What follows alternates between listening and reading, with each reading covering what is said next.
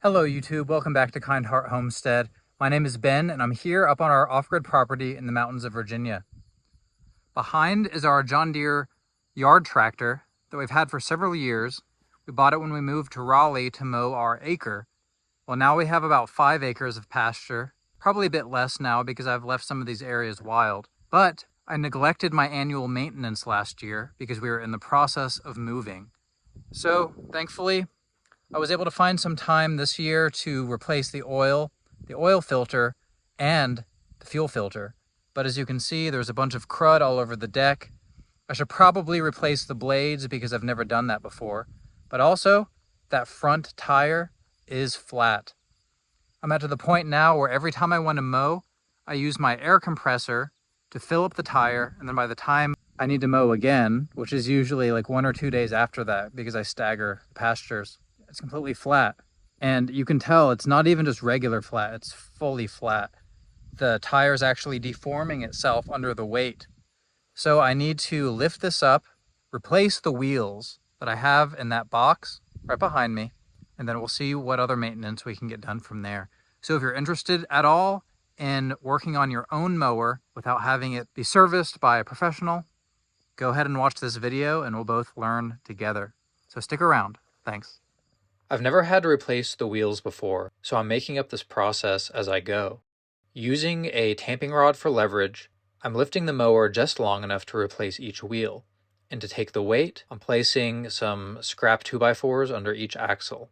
And then I use a flathead screwdriver and a pair of pliers to pop off the little C-clamp that holds the wheel in place, and then I replace it while installing the same washer back onto the little hub. Now that the mower is level again, it's time to remove the deck. And that's just a matter of uncoiling the belt and then unhooking the deck from the chassis. I got the front wheels replaced relatively easily. I just had to use some leverage with my tamping rod to lift it up and get some blocks under it. If I had an appropriate sized brick or any number of things, I probably could have jacked it up once and replaced both wheels.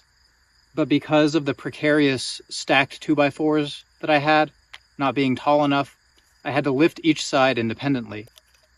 But now that I have the new wheels on, I need to grease them.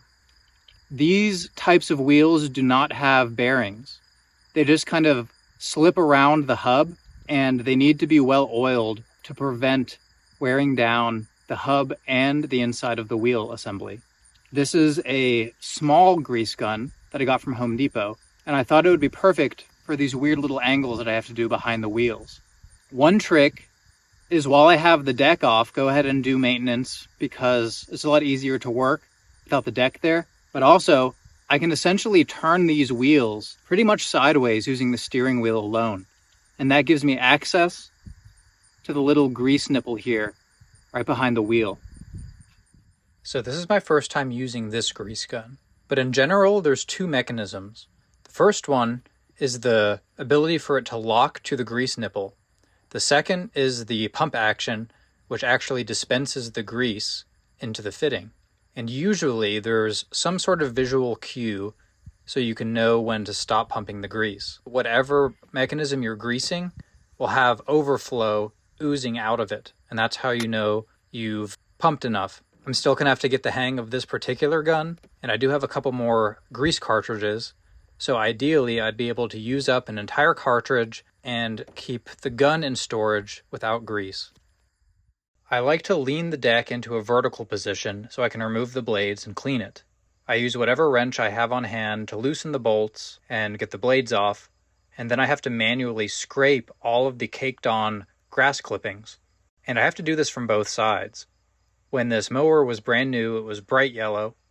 Now, there's not actually much yellow left on the underside, but the top I can pretty much tell where the dirty spots are by the discoloration. So I'm going to scrape everything off that I can and then hose it off with a pressure wand. I don't have my actual pressure washer nearby right now, so this pressure wand will have to do for this year. But now that this is clean enough, it's time to hand tighten the blades.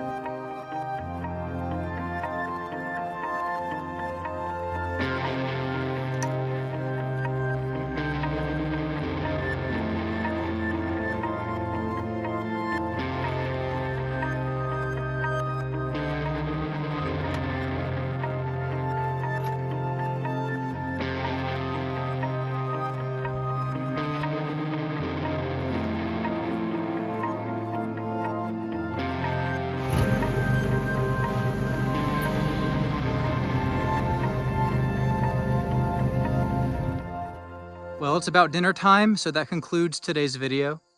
As you can see, the front wheels look great.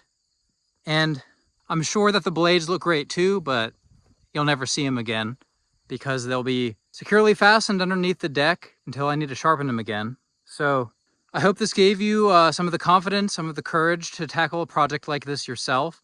Removing the deck didn't require any tools. I would recommend getting the proper wrench size for your blade nut. I typically use a plumbing wrench because I don't have the proper tools. I'd recommend going over to Harbor Freight, grabbing a cheap breaker bar, and then just getting that one socket that you need for the nut, and I don't actually know what that size is. I need to put some gas in this, and then hopefully I can catch up on some of the mowing. Behind me, this field is a bit tall, but I'm excited to see how well the new blades work with our grass catcher. We like to bag some of our grass because it contributes to the greens in our compost. So I hope to see you back here this time next week at Kind Heart Homestead.